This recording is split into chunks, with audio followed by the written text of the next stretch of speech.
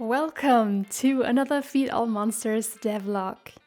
In 2022, we made a lot of progress and we're slowly getting closer and closer to the game's release. Last video, we made boss monsters, and you may have noticed that somewhere in between, we added some clouds over all of the levels. Too bad most of them still look like this. What the game needs now is level art.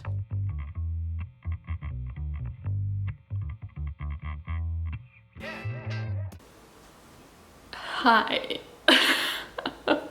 I managed to hurt my drawing hand and it's been like that for the past 3 weeks. It's finally getting better. I just wanted to film this intro now so that if you see me wearing like this thing, or if my hand is on like some ice, or you know what's up. We use a software called Tiled, in which, well, you guessed it, we upload our tileset. Tiled then allows us to paint our level. It then packs it into a handy file format that engines like Gamemaker can read and display in game. In our case, we have a TXT file that has all the gameplay info and a TMX file that has the level art. Mixed together, this creates our final level.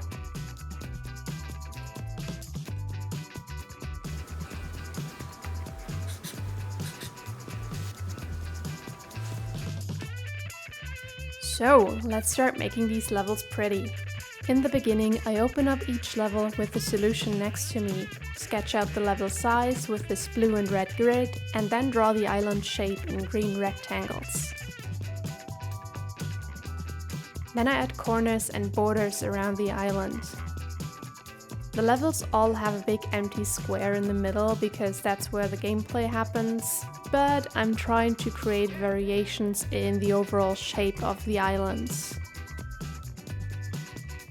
Also, one thing you have to keep in mind when working with this method, and one that gave me quite a scare because I thought something was broken, the grids won't align properly on the vertical axis. Our gameplay grid is always in the center of the screen, while our tiled grid starts at 0, 0 and goes to the right and down from there.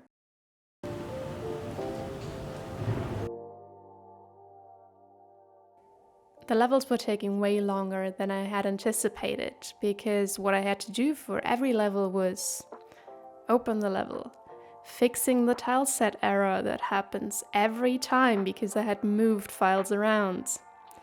Then redo the grid depending on the size, because we had just copied the wrong grid.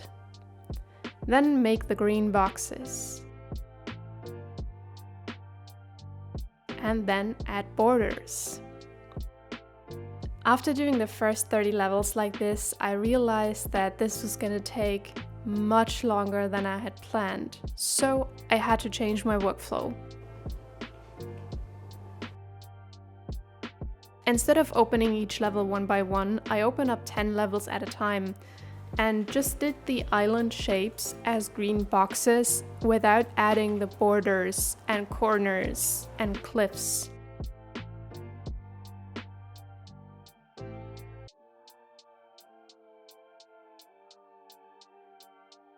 Then I enlisted Joseph to fill in those parts, after I had explained my very messy tileset layout to him. And after a few days of working together, all 200 levels were in this very rough shape.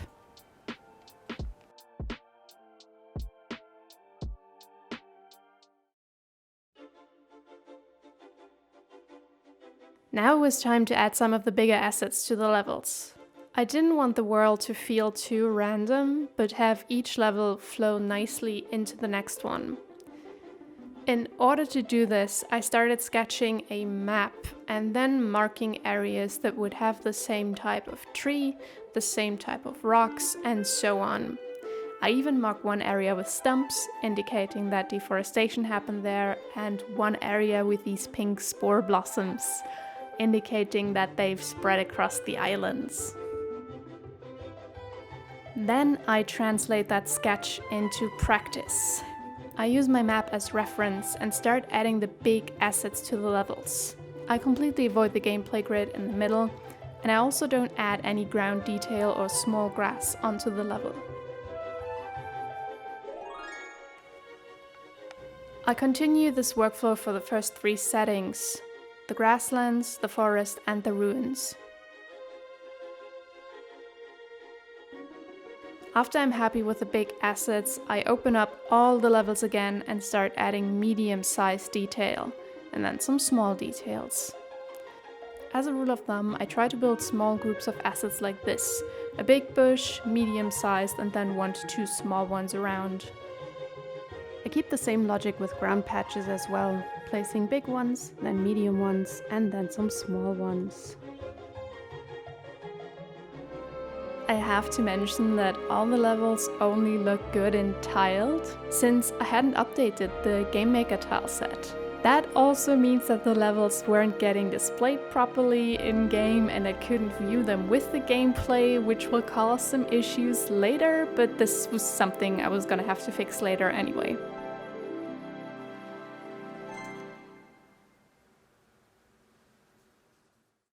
On to setting for the Oasis.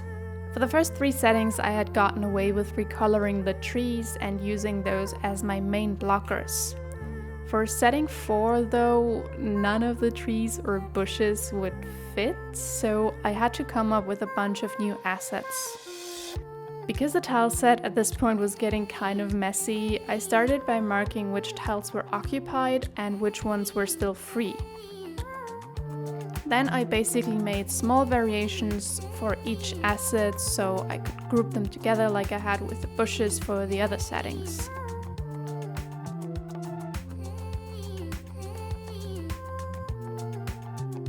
I made some more ground variation, and some traces of human activity were added as well. I don't worry too much about drawing the assets perfectly at this point. Some of these are just placeholders that I will later fine-tune. Right now I just need everything to be on its final position on the tileset, since I won't be able to move these assets around or scale them up or down much. This setting also has river as gameplay, so I needed to really think about where and how I wanted to incorporate water into the tileset. Since this tileset is so different, I immediately make some test levels to see how much variation I can get. I also test things like the water and some of the new ground planes, and I'm really happy with the result.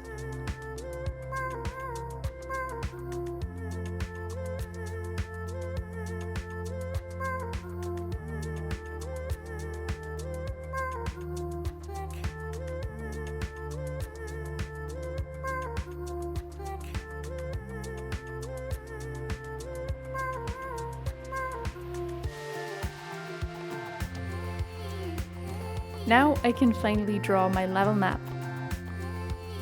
I make icons that symbolize certain asset types and then just start planning.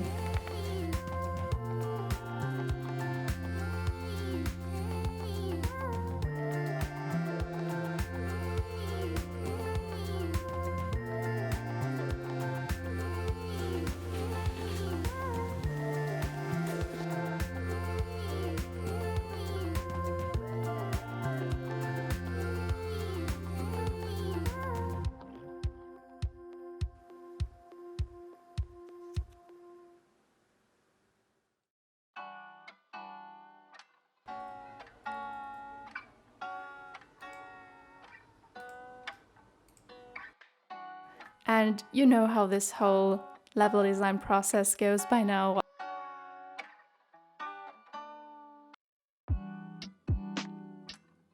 The only new addition is that I managed to rope in Joseph even more, and he was now in charge of the final detail pass.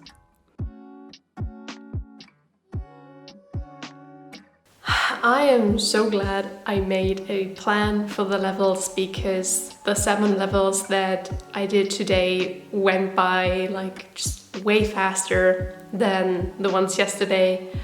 I also managed to stay more consistent with the details. So I think like right now we have 120 levels of 200. So we're making really good progress, and I'm hoping that within like the next week we can hopefully finish level art, which is great because today we had a little meeting about like the whole scope of the game, and I think for me it's easier just to focus on one thing, which in this case would be the level art, and like just do that for 2 weeks. However, since we decided to change the level map, I also need to think about that. Then we're also working on animations, and I'm going to commission my friend Diana again to draw a couple of frames for us. So I'm gonna have to think about that. And like right after I record this, I'm gonna do a little update for Virtual Cottage. So yeah, I'm trying not to be too scatterbrained, but there's just like a lot of different things that we're working on at the moment. Also, yeah, we're doing cats for mobile, which is like the Android version, and then the iOS version, which is a whole different beast, and there's just a lot, and I'm trying to keep my days structured and not jump from one thing to another. That evening, I finished the last 8 levels for setting 4, bringing our total to 128 levels completed.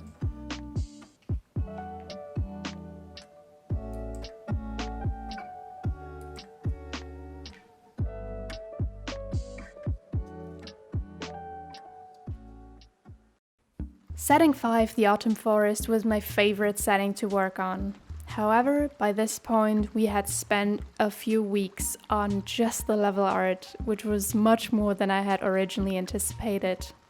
On the more positive side, the pipeline we had was so ingrained that I could focus much more on the creativity and less on the technical parts. Of course, the autumn tile set needed some more additional assets as well, so I added them in Photoshop.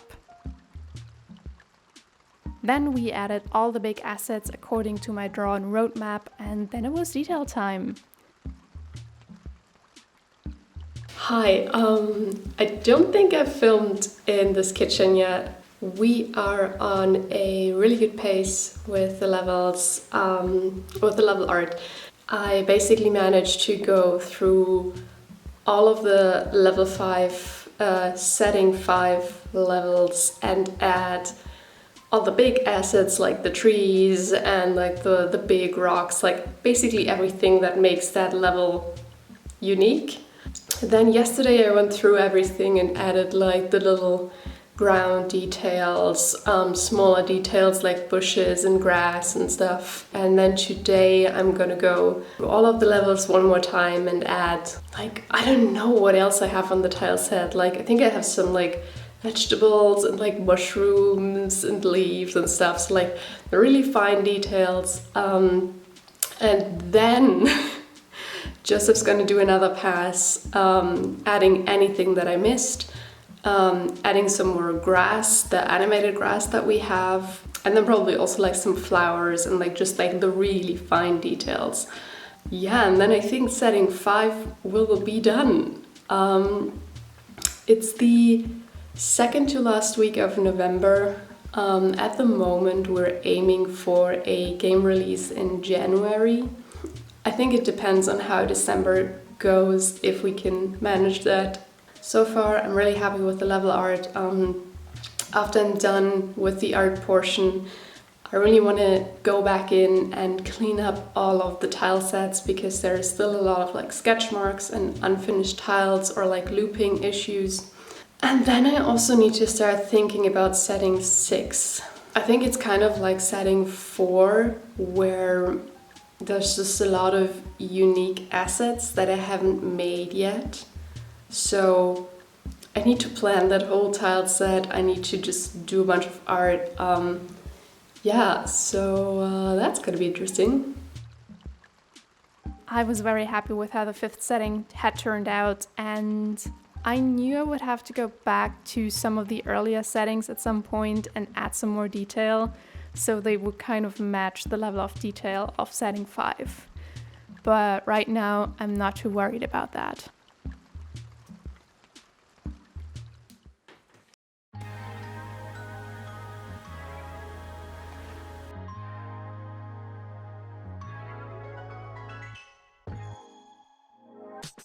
At this point, I also had begun to notice something. The levels were changing colors due to the tile sets, but the gameplay assets were staying the same, which meant that sometimes they just didn't fit the vibe of the setting. So I asked if we could do some color grading for each setting.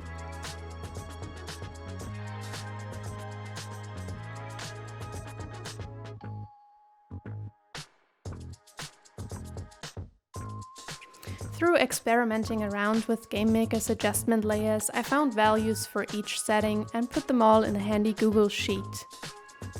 Heya then implemented the color grading on top of the gameplay layer so it would affect characters and gameplay as well as the level below. In the end, this is how the levels looked in the middle of January, and I'm very happy with the progress that we made. Now you might be wondering, wait, what happened to the sixth and final setting? Wasn't there a mountain? Well, I finished it off camera. This setting really needed a lot of work and I wanted to focus on it and not split my attention between filming and designing.